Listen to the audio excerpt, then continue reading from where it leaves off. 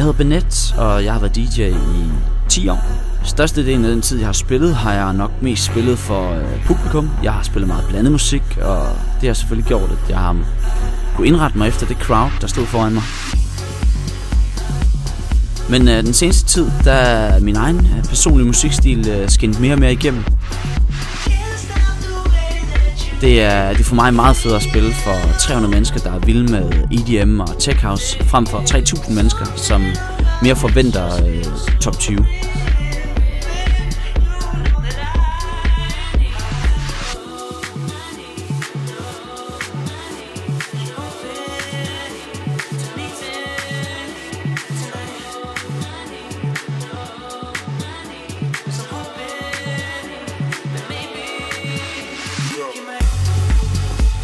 Jeg hørte engang DJ sige, at man jo heller ikke går i biografen for at se en film, man kender i forvejen.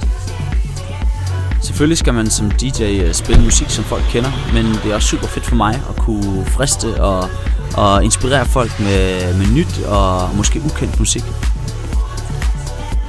Det er det, jeg står for, og det er helt klart min stil.